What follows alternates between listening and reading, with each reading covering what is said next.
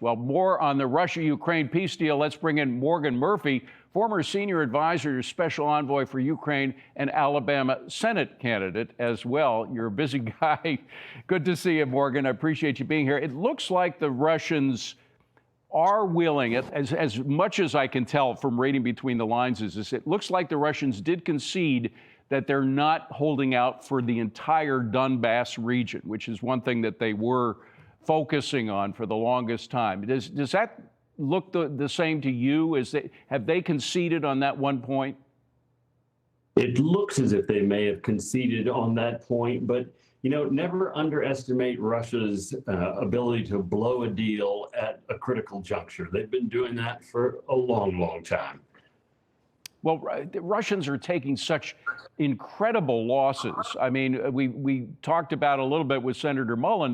They're losing, I don't know if it's 25,000 last month, as the president says, but if it's half that, it's a lot of deaths, a lot of Russian deaths. How much more of that can Putin sustain within the political structure of Russia right now? Well, Putin doesn't care about human life, period. So his ability, we cannot measure the success of this conflict and how many Russians are killed.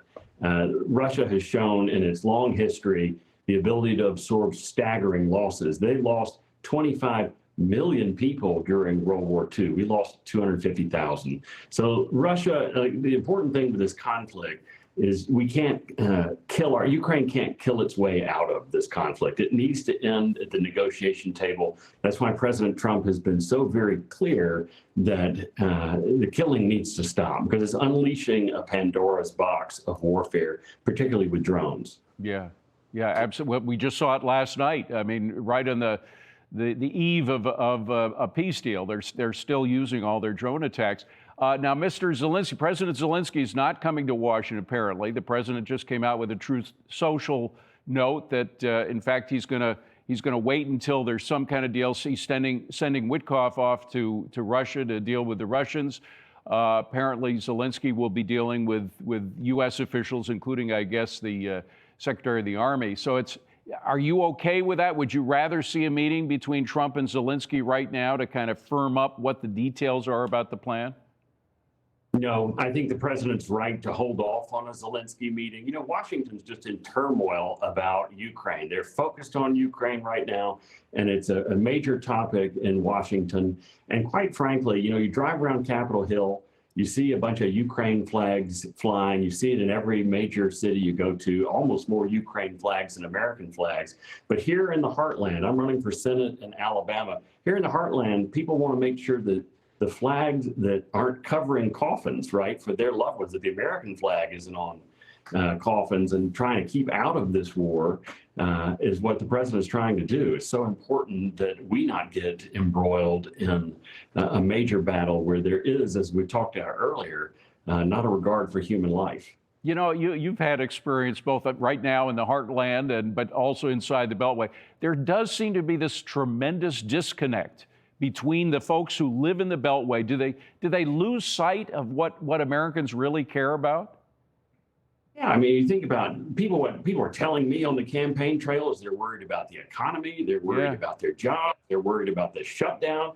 They're worried about unchecked immigration into this country, changing the dynamic of the United States like it's changed Europe.